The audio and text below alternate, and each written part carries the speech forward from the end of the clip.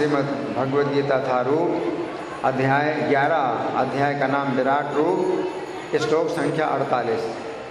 इस श्लोक को समझेंगे। ये श्लोक भगवान कह रहे हैं। भगवान कह रहे हैं, किससे कह रहे हैं? अर्जुन से। भगवान अर्जुन से कह रहे हैं। और क्या कह रहे हैं? न वेद यज्ञ अध्ययन न दानेर, ना तो वेदों के अध्ययन से मेरे इस रूप को देखा जा सकता है। कौन सा रूप? विश्व रूप। भगवान कह रहे हैं मेरा जो विश्व रूप है ये वेदों के अध्ययन से नहीं देखा जा सकता, यज्ञों से नहीं देखा जा सकता, दान करने से नहीं देखा जा सकता, नचा क्रियाभिन्न और बहुत सी क्रियाएं अनुष्ठान हैं उनको करने से नहीं देखा जा सकता, और तपो भी रुग्र और बहुत उग्र तपस्या के द्वारा भी कोई मेरे इस रूप को नहीं देख सकता। एवं रूपा शक्य हम लोके, मनुष्य लोक में ये रूप जो है मेरा देखना संभव नहीं है। मनुष्यों के लिए ये रूप देखना संभव नहीं है। तुदन्य ने, तुम्हारे अलावा। अर्जुन मनुष्य है। मनुष्यों में केवल एक ही व्यक्ति है जो कि भगवान के स्वरूप को देख पाया, और वो कौन है? अर्जुन। मनुष्यों में द्रष्टुम तुदन्येन कुरु प्रवीर, है ना।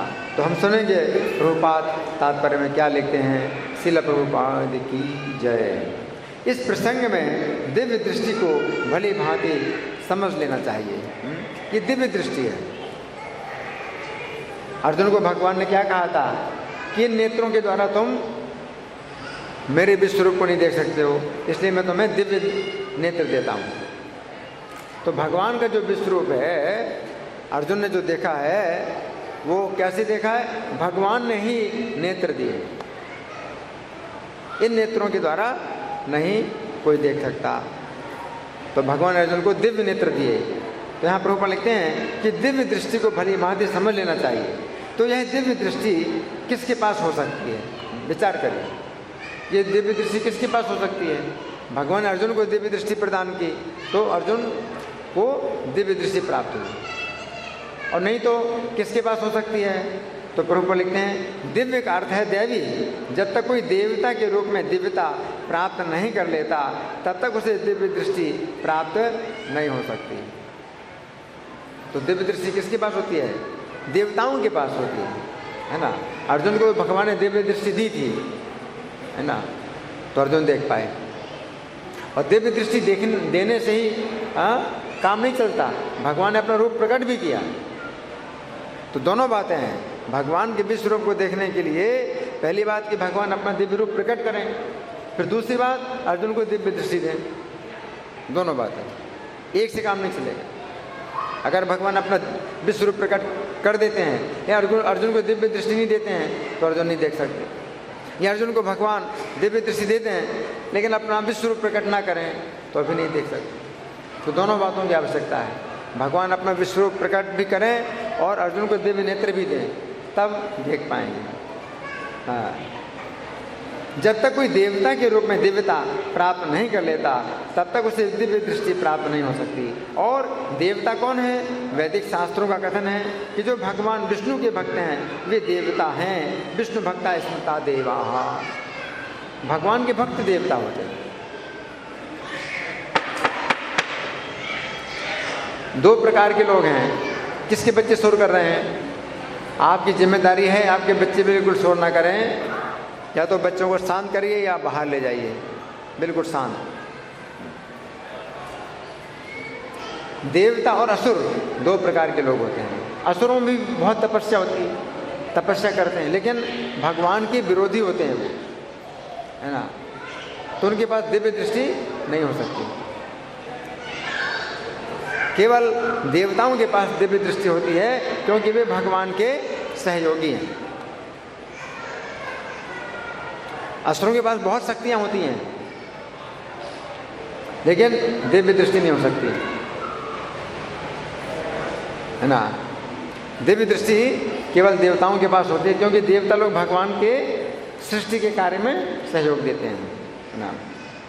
जो नास्तिक हैं अर्थात जो विष्णु में विश्वास नहीं करते हैं, उन्हें ये दिव्य दृष्टि नहीं प्राप्त हो सकती। गीता की भी टीका करते हैं बहुत से लोग, लेकिन भगवान को निराकार मानते हैं।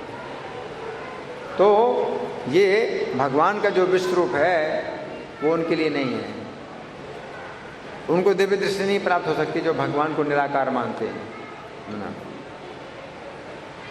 या जो कृष्ण के निर्विशेष अंश को परमेश्वर मानते हैं, उन्हें ये दिव्य दृष्टि नहीं प्राप्त हो सकती। तो निराकारवादी होते हैं, निराकारवादी होते हैं। तो भगवान के अर्चा विग्रह को भी क्या मानते हैं? माया। भगवान के अर्चा विग्रह को भी माया मानते हैं या अनित्य मानते हैं, जबकि भगवान का अर्चा विग्रह क्या है? दिव्य है, नित्य है। भगवान का रूप, भगवान के नाम, ये भगवान का रूप जो है दिव्य है, नित्य है। लेकिन जो निराकारवादी हैं वो भगवान के रूप को अनित्य मानते हैं, है ना। तो वो भी भगवान के विश्व रूप को नहीं देख सकते हैं। ऐसा संभव नहीं है कि कृष्ण का विरोध करके कोई दिव्य दृष्टि भी प्राप्त कर सके। गीता की व्याख्या करते हैं लेकिन कृष्ण का विरोध करते हैं। गीता की व्याख्या करते हैं लेकिन कृष्ण ने जो गीता बोली है तो उस कृष्ण को ही नहीं मानते, कृष्ण को निकाल देते हैं और गीता की व्याख्या करते हैं। अब क्या मिलेगा? कृष्ण बोल रहे हैं अर्जुन को साक्षात भगवान है, लेकिन उन भगवान को न मान के निराकार बोलते हैं कि भगवान निराकार है और गीता की व्याख्या करते हैं, तो कृष्ण के विरोधी हैं, है ना। तो कृष्ण का विरोध करके कोई दिव्य दृष्टि नहीं प्राप्त कर सकता, है ना।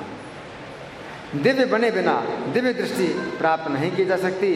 दूसरे शब्दों में जिन्हें दिव्य दृष्टि प्राप्त है वे भी अर्जुन की ही तरह विश्व रूप देख सकते हैं। भगवत गीता में विश्व रूप का विवरण है, यद्यपि अर्जुन के पूर्व ये विवरण अज्ञात था। अर्जुन ने जो वर्णन किया है भगवान के विश्व रूप का, ये वर्णन पहले कभी हुआ ही नहीं, कहीं नहीं है, किसी ने नहीं देखा। तो ये वर्णन ही अज्ञात था। किंतु इस घटना के बाद अब विश्व रूप का कुछ अनुमान लगाया जा सकता है। जो लोग सचमुच ही दिव्य हैं वे भगवान के विश्व रूप को देख सकते हैं, किंतु कृष्ण का शुद्ध भक्त बने बिना कोई दिव्य नहीं बन सकता। किंतु जो भक्त सचमुच दिव्य प्रकृति के हैं और जिन्हें दिव्य दृष्टि प्राप्त है वे भगवान के विश्व रूप का दर्शन करने के लिए उत्सुक नहीं रहते। तो प्रभुपाद एक दूसरी बात ये भी बता रहे हैं कि जो भगवान के भक्त हैं कैसे हैं? शुद्ध भक्त हैं और दिव्य दृष्टि प्राप्त है तो भी भगवान के विश्व रूप का दर्शन करने के लिए उत्सुक नहीं रहते। क्यों? क्योंकि भगवान के विश्व रूप में क्या है? हम संबंध नहीं बना सकते भगवान के साथ। भगवान के साथ हम प्रेम का संबंध नहीं बना सकते, केवल भयभीत होंगे, है ना। तो प्रभुपाद लिखते हैं जैसा कि पिछले श्लोक में कहा गया है, अर्जुन ने कृष्ण के चतुर्भुजी विश्व रूप को देखना चाहा, क्योंकि विश्व रूप को देखकर वे सचमुच भयभीत हो उठे थे। भगवान का विश्व रूप तो बहुत भयानक है ना। तो अर्जुन ने भगवान के विश्व रूप से प्रार्थना की कि अब आप अपने इस रूप को जो है लुप्त कर दो और अपना चतुर्भुज रूप दिखलाओ। आगे प्रभुपाद लिखते हैं इस श्लोक में कुछ महत्वपूर्ण शब्द हैं, यथा वेद यज्ञ अध्ययन है, जो वेदों तथा यज्ञानुष्ठानों से संबंधित विषयों के अध्ययन का निर्देश करता है। वेदों का अर्थ है समस्त प्रकार का वैदिक साहित्य, यथा चारों वेद ऋग यजु साम तथा अथर्व एवं 18 पुराण, सारे उपनिषद तथा वेदांत सूत्र। मनुष्य इन सबका अध्ययन चाहे घर में करे या अन्यत्र। इसी प्रकार यज्ञ विधि के अध्ययन करने के अनेक सूत्र हैं, कल्प सूत्र और मीमांसा सूत्र। दानह शब्द सुपात्र को दान देने के अर्थ में आया है, जैसे वे लोग जो भगवान की दिव्य प्रेमा भक्ति में लगे रहते हैं, यथा ब्राह्मण तथा वैष्णव। इसी प्रकार क्रिया भी शब्द अग्निहोत्र के लिए है और विभिन्न वर्णों के कर्मों का सूचक है। शारीरिक कष्टों को स्वेच्छा से अंगीकार करना तपस्या है। इस तरह मनुष्य भले ही इन सारे कार्यों तपस्या, दान, वेदाध्ययन आदि को करे, किंतु जब तक वह अर्जुन की भांति भक्त नहीं होता तब तक वह विश्व रूप का दर्शन नहीं कर सकता। निर्विशेषवादी भी कल्पना करते रहते हैं कि वे भगवान के विश्व रूप का दर्शन कर रहे हैं। हाँ, समझ रहे हैं प्रभुपाद क्या लिखते हैं? निर्विशेषवादी लोग कल्पना करते रहते हैं कि कल्पना करो कि आप विश्व रूप देख रहे हैं, है ना। किंतु भगवत गीता से हम जानते हैं कि निर्विशेषवादी भक्त नहीं है, फलतः वे भगवान के विश्व रूप को नहीं देख पाते, है ना। तो भगवान को निराकार मानते हैं तो भक्त नहीं है। जो व्यक्ति भगवान को निराकार मानता है वो भक्त नहीं बन सकता। भक्त वही बनता है जो भगवान के नाम, रूप, गुण, लीला इनको दिव्य माने, नित्य माने। जो भगवान को निराकार मानता है और भगवान के आकार को मानता है अनित्य है ना, तो भक्त नहीं बन सकता, है ना। आगे ऐसे अनेक पुरुष हैं जो अवतारों की सृष्टि करते हैं। ये बहुत गलत बात है। भगवान के जो अवतार हैं वो तो अपने धाम से उतर के आते हैं, भगवान के धाम। भगवान अपने धाम से जो है अवतार लेते हैं। अवतार का मतलब उतरना। लेकिन ऐसे बहुत से लोग हैं जो अवतारों की सृष्टि करते हैं। कितना गलत है। अवतारों की सृष्टि करना मतलब किसी को भी बता दो भाई ये अवतार है, ये अवतार है, हम तो इनको अवतार मानते हैं, हम तो इनको अवतार मानते हैं। बहुत गलत है। भगवान जब आते हैं तो वो जो है भगवान अपने धाम से उतर के आते हैं और किसी सामान्य जीव को आप भगवान बताते हैं तो ये कितना अपराध है ना। जैसे प्रधानमंत्री, आप किसी को कहें प्रधानमंत्री तो कितना गलत है। प्रधानमंत्री एक है भारत का, आप किसी व्यक्ति को प्रधानमंत्री तो कितना गलत है। लेकिन इससे भी ज़्यादा गलत है किसी को भगवान का अवतार बता दें। मैं कहूँ भाई ये भगवान के अवतार है, भाई इनको हम अवतार मानते हैं, हम इनको अवतार मानते हैं, कितना गलत है।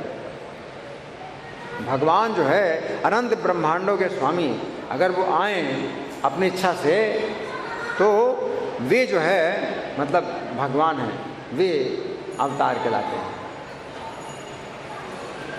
हाँ? सामान्य जीव जिसके पास कोई शक्ति ही नहीं है, हाँ? भगवान के पास असीमित शक्ति होती है। जब आते हैं भगवान अपने धाम से उतर के तो उनके पास असीमित शक्तियाँ होती हैं।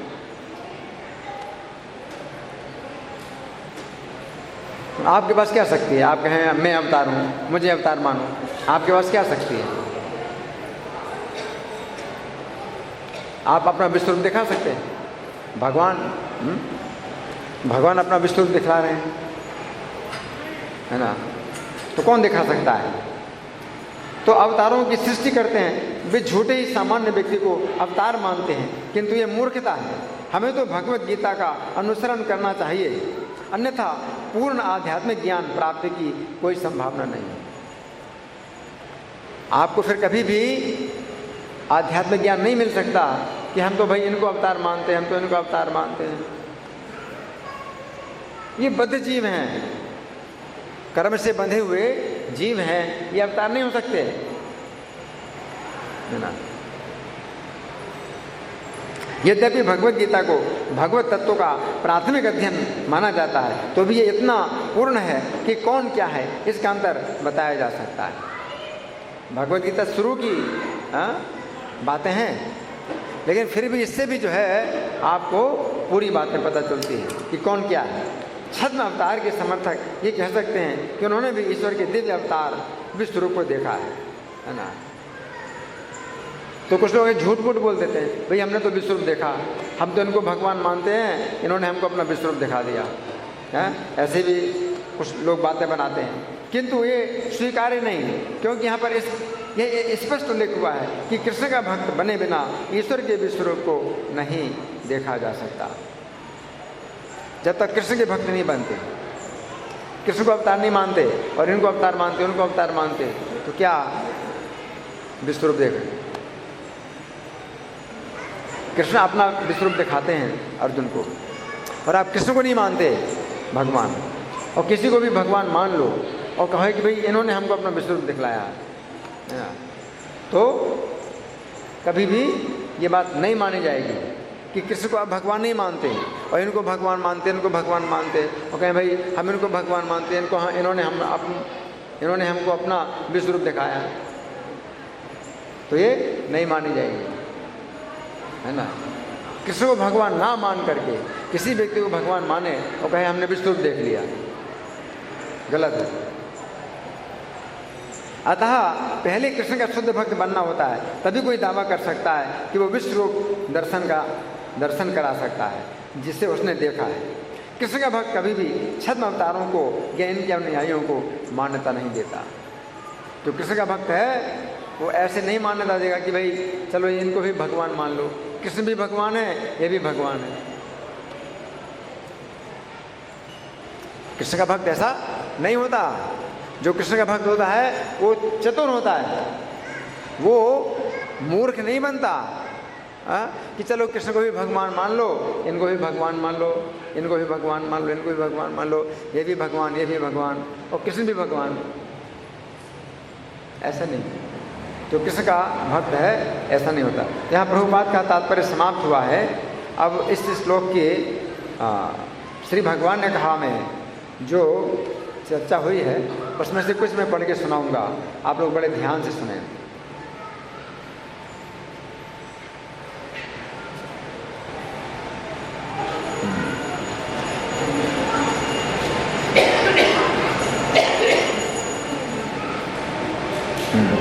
यहाँ पर अर्जुन कह रहे हैं, यहाँ पर श्री कृष्ण कह रहे हैं कि हे अर्जुन, तुमने मेरे जिस विश्वरूप का दर्शन किया है वैसा दर्शन कोई यज्ञों के द्वारा नहीं कर सकता। गीता 9:20-21 में श्री कृष्ण कहते हैं कि जो लोग यज्ञों के द्वारा स्वर्ग प्राप्त करने की इच्छा करते हैं वे पाप कर्मों से शुद्ध होकर इंद्र के लोक में जाकर देवताओं के भोगों को भोगते हैं। फिर स्वर्ग लोक को भोगते हुए उनके जिस समय पुण्य क्षीण हो जाते हैं उस समय वे पुनः मनुष्य का जन्म प्राप्त करते हैं। तो यहाँ पर श्री कृष्ण कह रहे हैं कि हे अर्जुन, तुम्हारी मित्रता के ही कारण मैंने तुम्हें अपने विश्वरूप का दर्शन कराया है। चूँकि यज्ञों के द्वारा व्यक्ति मेरी भक्ति की दिशा में नहीं आता है तो फिर मेरी मित्रता की बात तो बहुत दूर है, फिर वो मेरे विश्वरूप का दर्शन किस प्रकार कर सकता है। यज्ञों के द्वारा आप तो स्वर्ग जाएंगे, तो भगवान की भक्ति में कोई नहीं आता है जो स्वर्ग जाता है, तो फिर मित्रता की बात कहाँ से आई, तो कैसे विश्वरूप का दर्शन कर सकता है ना। यहाँ पर श्री कृष्ण कह रहे हैं कि हे अर्जुन, तुमने मेरे जिस विश्वरूप का दर्शन किया है वैसा दर्शन कोई दान के द्वारा नहीं कर सकता है। गीता 17:21 में श्री कृष्ण कहते हैं कि जो दान प्रति उपकार की भावना से दिया जाता है, जो दान प्रति उपकार की भावना से दिया जाता है, मतलब कि बदले में मुझे भी आपका उपकार मिलेगा, मैं आपको कुछ दान दूं, बदले में मुझे भी आपसे कुछ उपकार प्राप्त होगा, इस भावना से दान दिया जाता है, या फल भोगने की इच्छा से या अनिच्छा पूर्वक किया जाता है। अनिच्छा पूर्वक कि भाई कोई ज़्यादा दबाव आता है तो मैंने दान दे दिया, मेरी दान देने की इच्छा नहीं है, अनिच्छा पूर्वक दान दिया जाता है, वो दान रजोगुणी होता है।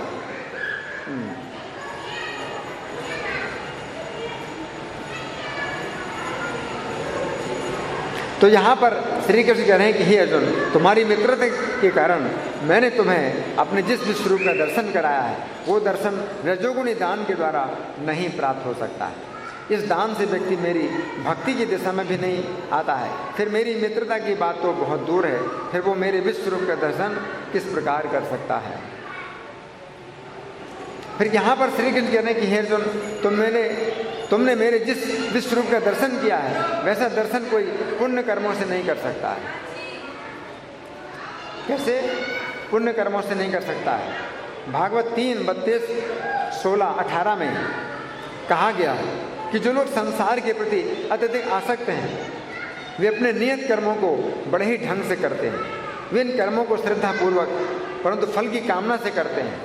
ऐसे लोग रजोगुण से प्रेरित होकर इंद्रिय तृप्ति की कामना से पितरों को पूजते हैं तथा अपने परिवार, समाज या राष्ट्र की संपन्नता के लिए कर्म करते हैं।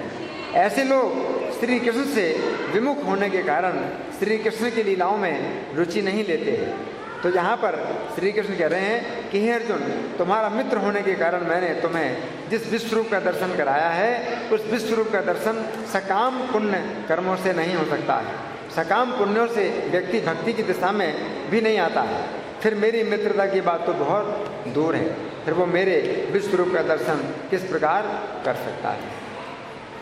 अब यहाँ पर श्री कृष्ण कह रहे हैं कि हे अर्जुन, तुमने मेरे जिस विश्वरूप का दर्शन किया है वैसा दर्शन उग्र तपस्या से भी नहीं हो सकता है। कैसे नहीं हो सकता है? उग्र तपस्या से भी नहीं हो सकता। भागवत के 7वें स्कंद के अंतर्गत अध्याय संख्या 3 में वर्णन आता है कि हिरण्यकशिपु ने मंदर पर्वत की घाटी में अपने पांव के अंगूठों के बल पर खड़े होकर तपस्या प्रारंभ की। कैसे तपस्या प्रारंभ? अपने पांव के अंगूठों के बल खड़े होकर के। कितनी उग्र तपस्या है! किसने तपस्या की? हिरण्यकशिपु ने। मंदर पर्वत की घाटी में अपने पांव के अंगूठों के बल पर खड़े होकर और अपनी भुजाएं ऊपर किए हुए, पैर के अंगूठे पर खड़ा हो और भुजाओं को ऊपर किए और आकाश की ओर देखते हुए। कहाँ देखना है? आकाश को। दोनों हाथ ऊपर उठा करके आकाश को देखना है और पैर के अंगूठे के ऊपर खड़े होना है। यह स्थिति अति कठिन थी। उसकी घोर तपस्या के कारण उसके जटाजूट से असह्य तेज प्रकट हुआ। इस कारण सारी नदियां और सारे समुद्र क्षुब्ध हो गए। उसकी तपस्या से क्या हुआ? सब नदियां, समुद्र क्षुब्ध हो गए। क्यों? तेज निकला। भूमंडल की सतह अपने पर्वतों और द्वीपों समेत थरथराने लगी। पूरी पृथ्वी थरथराने लगी। सारी दिशाएं धधक उठी। देवताओं ने उसकी तपस्या से झुलसने के कारण अपने लोक छोड़ दिए। देवता लोग अपने लोक छोड़ करके चले गए क्योंकि उसकी तपस्या से सब झुलस रहे हैं। उसके शरीर को चींटियों ने खा लिया।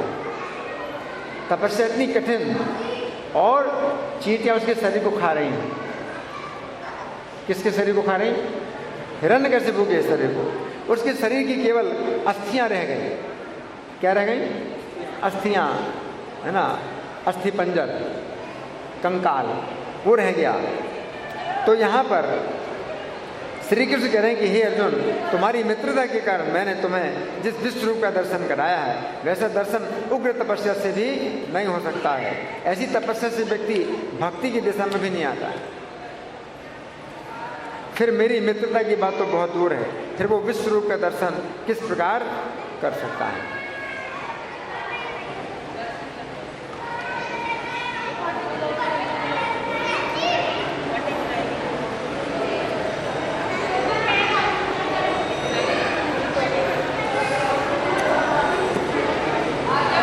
यहाँ पर श्री कृष्ण कह रहे हैं कि इतने प्रकार के यज्ञ, दान, वेदाध्ययन के द्वारा कोई मनुष्य मेरे विश्वरूप के दर्शन नहीं कर सकता है। तो ये बात श्री कृष्ण मनुष्यों के लिए कह रहे हैं। इसका अर्थ है कि मनुष्यों के अतिरिक्त यदि कोई ऋषि है अथवा देवता है, वो भक्ति के बल पर विश्वरूप के दर्शन कर सकता है। मनुष्यों के लिए भगवान ने कहा कि दर्शन नहीं कर सकता, लेकिन अगर कोई ऋषि है या देवता है तो भक्ति के बल पर दर्शन कर सकता है। यहाँ पर श्री कृष्ण कह रहे हैं कि अर्जुन के अतिरिक्त कोई भी मनुष्य अपने वेदाध्ययन, तपस्या, यज्ञ अथवा दान के बल पर श्री कृष्ण के विश्वरूप का दर्शन नहीं कर सकेगा। परंतु इसका अर्थ ये भी है कि मनुष्य के अतिरिक्त कोई ऋषि अथवा देवता श्री कृष्ण के विश्वरूप का दर्शन कर सकता है। महाभारत के आश्वमेधिक पर्व के अंतर्गत अध्याय संख्या 55 में वर्णन आता है कि महाभारत युद्ध के बाद जिस समय श्री कृष्ण हस्तिनापुर से द्वारका की ओर लौट रहे थे, महाभारत युद्ध के बाद श्री कृष्ण हस्तिनापुर से द्वारका की ओर लौट रहे थे, उस समय वे रास्ते में उत्तंक मुनि के आश्रम पर आए। रास्ते में एक आश्रम पड़ा। किसका आश्रम था वो? उत्तंक मुनि कहा। तो उत्तंक मुनि के आश्रम पर आए। उस समय उत्तंक मुनि ने श्री कृष्ण से कहा, हे श्री कृष्ण, यदि मैं आपसे कुछ भी कृपा प्राप्त करने का अधिकारी हूँ तो आप मुझे अपना ईश्वरीय रूप दिखा दीजिए। उत्तंक मुनि ने कहा, यदि मैं आपसे कुछ कृपा पाने का अधिकारी हूँ तो मुझे अपना ईश्वरीय रूप दिखा दीजिए। ईश्वरीय रूप यानी विश्व रूप। किसने कहा? उत्तंक मुनि ने कहा, आप मुझे दिखा दीजिए। आपके उस रूप को देखने की मेरी बहुत इच्छा है। उस समय श्री कृष्ण ने अपने उसी रूप का दर्शन कराया जिस युद्ध के आरंभ में अर्जुन ने देखा था, वही रूप दिखाया।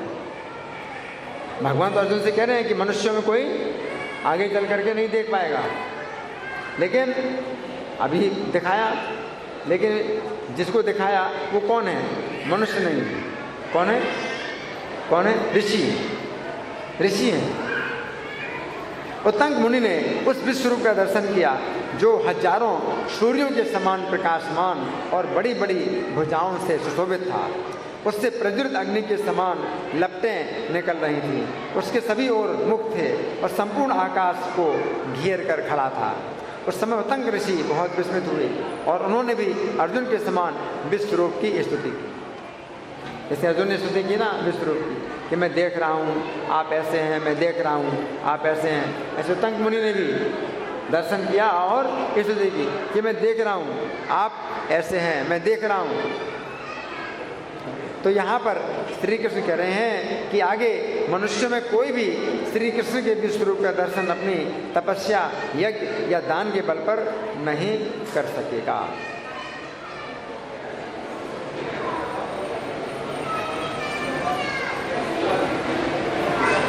यहाँ पर श्री कृष्ण अर्जुन को कुरु प्रवीर के नाम से संबोधित कर रहे हैं। क्या कह रहे हैं अर्जुन को? कुरु प्रवीर। कुरु प्रवीर। कुरु प्रवीर शब्द का अर्थ है ऐसा व्यक्ति जो कुरुवंशियों में सर्वोत्तम है। ये बात समझने की कि अर्जुन समस्त कुरुवंशियों में सर्वश्रेष्ठ है। क्या अर्जुन समस्त कुरुवंशियों में सर्वश्रेष्ठ हैं? क्योंकि वे ही एक ऐसे मनुष्य हैं जिनकी श्री कृष्ण के साथ मित्रता है, तथा केवल जिनके ही लिए श्री कृष्ण ने अपना विश्व रूप प्रकट किया। अर्जुन कैसे? अर्जुन से भगवान कितना प्रेम करते हैं कि अपना विश्व रूप दिखाया। ये समझने की बात है कि श्री कृष्ण ने अर्जुन को अपना विश्व रूप दिखाया था, केवल समझाया ही नहीं था, दिखाया। केवल समझाया नहीं कि समझो ऐसा समझो, ऐसा समझो, नहीं, दिखाया। बात नहीं। कौन बातें कर रहा है यहाँ पर? आपस में कोई बातें नहीं। सबको इशारा करिए चुप रहने का, कोई बातें नहीं करेगा। अर्जुन ने श्री कृष्ण ने अर्जुन को अपना विश्व रूप दिखाया था, केवल समझाया नहीं था। आजकल बहुत लोग कहते हैं भाई हम तो भगवान हैं, तो आप कहेंगे अपना विश्व रूप दिखाओ, तो वो कहेंगे विश्व रूप तो तुम समझ लो कि मैं दिखा रहा हूँ। उनके बाद दिखा नहीं सकते तो है नहीं, तो क्या कहेंगे? तुम समझ लो कि मैंने दिखा दिया विश्व रूप, मान लो, कल्पना कर लो। तो ऐसे बदमाश लोग हैं, अपने को भगवान कहते हैं और आप कहेंगे विश्व रूप दिखाओ, तो क्या कहेंगे? समझो कि मैं तुम्हें विश्व रूप दिखा रहा हूँ। तो भगवान ऐसे नहीं थे कि अर्जुन को कहेंगे समझ लो कि मैं तुम्हें दिखा रहा हूँ। नहीं, भगवान कहते देखो। और अर्जुन ने जब देखा तो कहा कि हाँ मैं देख रहा हूँ, आप ऐसे हैं, मैं देख रहा हूँ। ऐसा नहीं कहा कि नहीं मैं ऐसा समझ रहा हूँ, नहीं। अर्जुन ने श्री कृष्ण के विश्व रूप में संपूर्ण चर तथा अचर जगत को देखा था। श्री कृष्ण ने अर्जुन से कहा था कि हे अर्जुन, तुम अपने इन चर्म नेत्रों से मेरे विश्व रूप को नहीं देख सकते। भगवान ने ये कहा। क्या कहा? अपने चर्म नेत्रों से तुम मेरे विश्व रूप को नहीं देख सकते हो, अतः मैं तुम्हें दिव्य नेत्र देता हूं, दिव्य नेत्र देता हूं।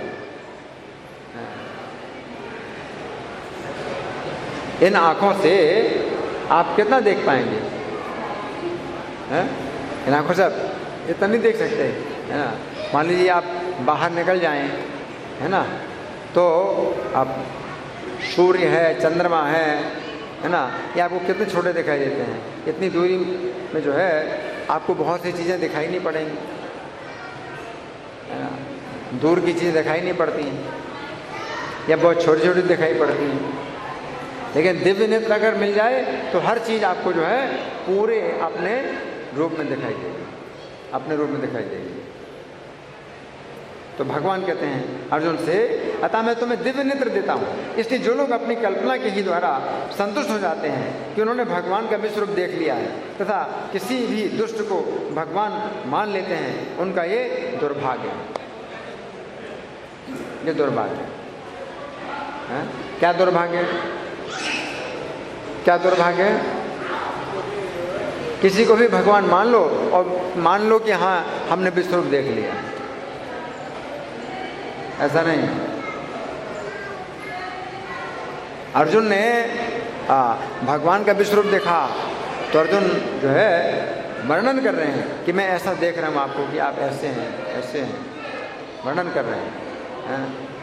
द्यावा पृथ्वी और इदम अंतरम, आकाश और जमीन का जितना भी अंतर है, व्याप्तम तो यह कहें आपके द्वारा ही व्याप्त है, पूरा पूरा आकाश आपके द्वारा व्याप्त है। दिशा सर्वा, सब दिशाएं भी आपके द्वारा व्याप्त हैं। कोई भी दिशा ऐसी नहीं है जहां आप नहीं हैं और मैं भाग सकूं। दृष्टाद्भुतम रूपम उग्रम तवेदम लोकत्रयम प्रव्यथितम महात्मा, आपके विश्व रूप को देख करके तीनों लोग प्रव्यथित हो रहे हैं, भयभीत हो रहे हैं, है ना। तो ये हमने कुछ चर्चा की आज के श्लोक पर। अब आप लोगों की ओर से कोई प्रश्न है या कोई चर्चा, या मैं प्रश्न करूँ? हाँ,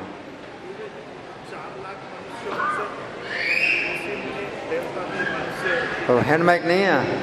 अच्छा हाँ बोलो। 4 लाख मनुष्य उसमें से तो सभी आ गए, देवता भी मनुष्य। हाँ हाँ मेरा रूप मनुष्यों में। हाँ, मनुष्यों में 4 लाख प्रकार हैं, मनुष्यों में 4 लाख प्रकार हैं। तो मनुष्य का अर्थ ये व्यापक अर्थ में लिया गया।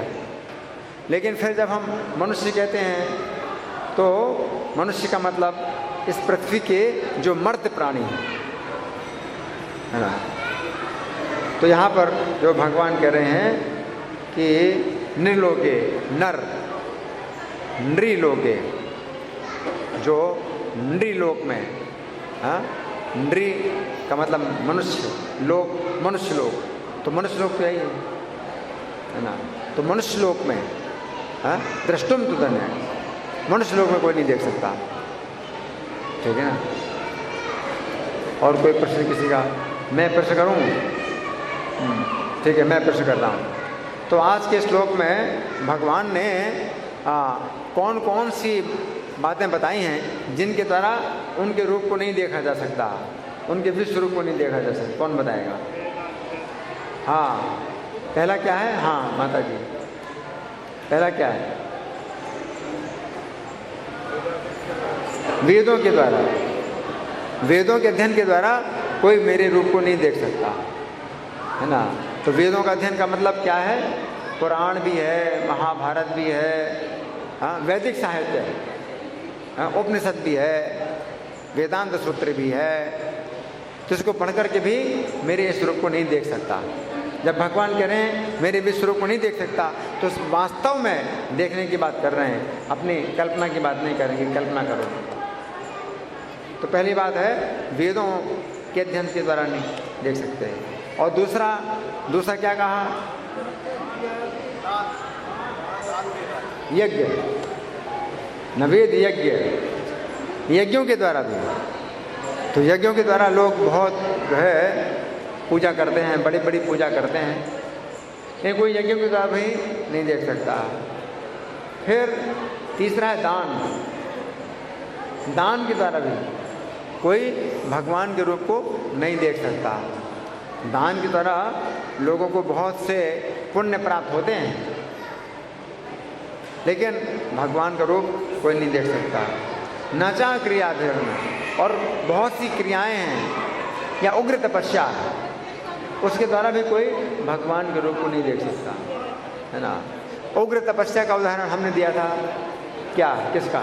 हिरण्यकशिपु। कैसी तपस्या थी, कैसे खड़ा था? अपने पैर के अंगूठों के बल खड़ा है, और हाथ कैसे किए? ऊपर की तरफ, और आंखें ऊपर की तरफ। इस तरह से वो जो है खड़ा हुआ, इतनी तपस्या थी। और तपस्या उग्र थी। उग्र तपस्या से क्या हुआ? उसकी जटाजूट से तेज निकला, सब देवताओं के जो है लोकों में वो जो है जलाने लगा। देवता लोग अपने लोगों से भाग गए, इतनी तपस्या। लेकिन भगवान के विश्वरूप को नहीं कोई देख सकता। ऐसी तपस्या के द्वारा भी भगवान के विश्वरूप को नहीं देख सकता। तो भगवान करे तो तन्य ने, तुम्हारे सिवा और कोई इस रूप को नहीं देख सकता। भगवान अर्जुन से कह रहे तुम्हारे सिवा और कोई इस विश्वरूप को नहीं देख सकता। तो अर्जुन की क्या विशेषता है? मित्र हैं, अर्जुन भगवान के मित्र हैं। तो भगवान जो है इस बात को बता रहे हैं कि तुम मेरे मित्र हो, इसलिए मैं तुम्हें दिखा रहा हूं विश्व। ये बात भगवान बता रहे हैं। तो ये बात भगवान इसलिए बता रहे हैं क्योंकि अर्जुन अपना बड़ा शोक प्रकट कर रहे हैं कि मैंने आपको अपना मित्र माना तो मेरा तो बड़ा अपराध हुआ, आप मेरे अपराध को क्षमा करिए। और बहुत क्षमा करा रहे हैं, बहुत क्षमा करा रहे हैं। तो भगवान कह रहे हैं कि तुमने मुझे अपना मित्र माना, उसमें तुम्हारा अपराध नहीं हुआ है, बल्कि मैं प्रसन्न हुआ हूँ। भगवान ये कह रहे हैं। भगवान का ये कहना है कि तुम मुझे अपना मित्र मानते हो, इससे मैं रुष्ट नहीं हूँ बल्कि प्रसन्न हूँ, इसीलिए तुमको विश्वरूप दिखा रहा हूँ। और अर्जुन क्या सोच रहे हैं कि मैंने भगवान को अपना मित्र माना, इसलिए भगवान जो है उग्र रूप दिखा रहे हैं, अपना जो है रुष्ट हैं भगवान, इस क्षमा मांगते हैं। अर्जुन आप मेरे अपराधों को क्षमा करिए। अर्जुन ने क्या कहा? पितेव पुत्र से, पिता जैसे पुत्र के अपराधों को क्षमा करता है, मेरे आप में अपराधों को क्षमा करिए। सखे वे सख्यो, सखा अपने मित्र के अपराधों को क्षमा करता है, आप मेरे अपराधों को क्षमा करिए। लेकिन भगवान कह रहे हैं तुम क्षमा, कौन से अपराध के लिए क्षमा मांग रहे हो? तुम्हारा कोई अपराध तो हुआ नहीं, मैं तो तुम्हारे प्रसन्न हूँ तुम्हारे ऊपर कि तुम मुझे मित्र मानते हो।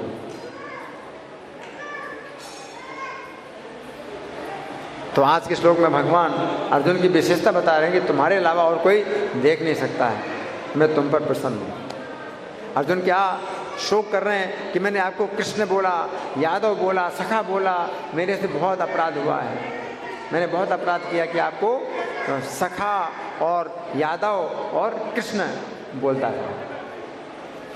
लेकिन भगवान क्या कह रहे हैं कि तुम मुझे ऐसे बोलते थे, इससे मैं प्रसन्न हूँ, इसलिए मैं तुमको विश्वरूप दिखा रहा हूँ।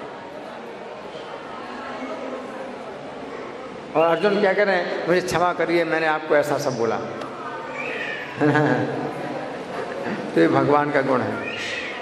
देखो भगवान इतने बड़े, इतने महान, लेकिन कोई अगर उनको अपना मित्र माने तो भगवान मित्र बनने के लिए तैयार है। कौन मित्र बनने के लिए तैयार है? मानो भारत का प्रधानमंत्री है, आपका मित्र बनेगा? किसी का मित्र नहीं बनेगा। लेकिन भगवान जो है अर्जुन के मित्र हैं। और हम इसलिए जब पार्थ सारथी बोलते हैं भगवान को, यहाँ राधा पार्थ सारथी हैं, तो पार्थ सारथी बोलते हैं भगवान को, तो भगवान बहुत प्रसन्न होते हैं।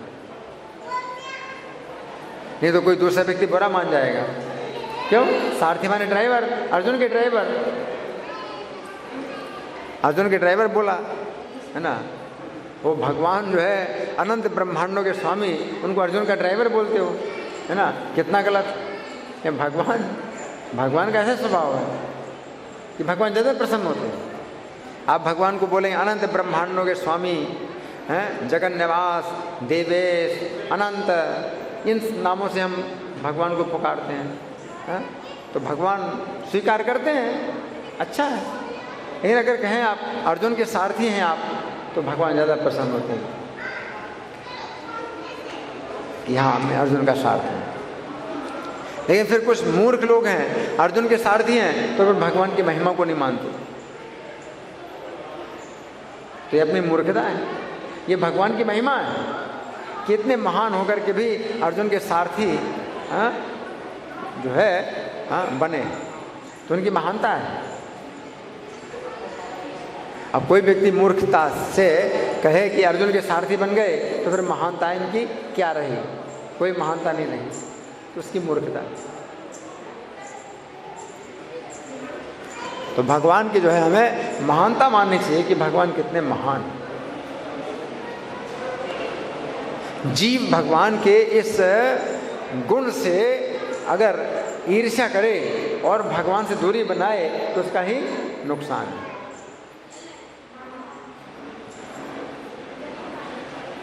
भगवान का इतना प्रेम, भगवान प्रेम के कारण जो है भगवान इतने छोटे हो जाते हैं कि वे अपने को स्वयं दे देते हैं, आत्मदान कर देते हैं।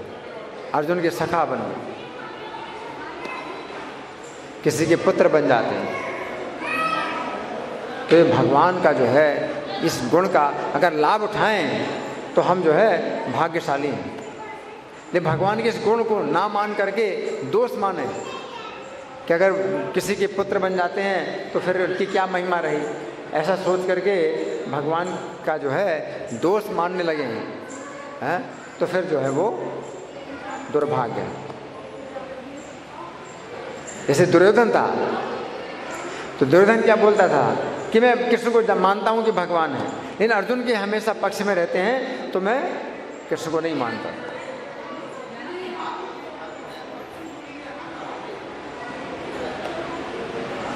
दुर्योधन क्या बोलता है कि किसको मैं मानता हूँ कि भगवान है, लेकिन अर्जुन के हमेशा पक्ष में रहते हैं तो मैं उनको नहीं मानूंगा। अर्जुन के पक्ष में रहते हैं तो मैं किसी को नहीं भगवान मानूंगा। वैसे भगवान है लेकिन मुझे पसंद नहीं, तो तुम्हें पसंद नहीं है तो फिर तुम्हारा ही नुकसान है। भगवान का ये गुण है। एक व्यक्ति गीता पढ़ रहा है तो वो गीता के 18 अध्याय पढ़ता था लेकिन अशुद्ध पाठ करता था, उसको समझ में नहीं आती थी गीता में भगवान ने क्या बोला, लेकिन रोता था। तो चैतन्य महाप्रभु ने कहा कि तुम गीता के किस अर्थ को समझ करके तुम्हें इतना आनंद आ रहा है? तो बोला मैं तो अर्थ नहीं जानता गीता का, लेकिन गीता को पढ़ते समय मुझे यही याद आता है कि कृष्ण भगवान कितने दयालु हैं, अर्जुन के सारथी बन गए। तो चैतन्य महाप्रभु बोले तुम गीता को समझते हो। अर्जुन के सारथी, अगर अर्जुन के सारथी भगवान बन गए तो कितना भगवान की महानता है। ये भगवान की महानता है कि इतने बड़े से बड़े जिनके बराबर कोई नहीं है, बढ़ कर के तो हो नहीं सकता, वो भगवान जो है इतने छोटे बन जाए, तो ये भी उनकी क्या है? महानता है। तो महानता का लाभ उठाओ। तो हमारे साथ भी भगवान इसी प्रकार व्यवहार कर सकते हैं। हमारे साथ भी भगवान इसी प्रकार पुत्र बन सकते हैं, मित्र बन सकते हैं, और लीलाएं कर सकते हैं। इसका लाभ उठाएं तो सौभाग्य की बात, और अगर इसमें दोष देखें तो दुर्भाग्य की बात है ना। धन्यवाद।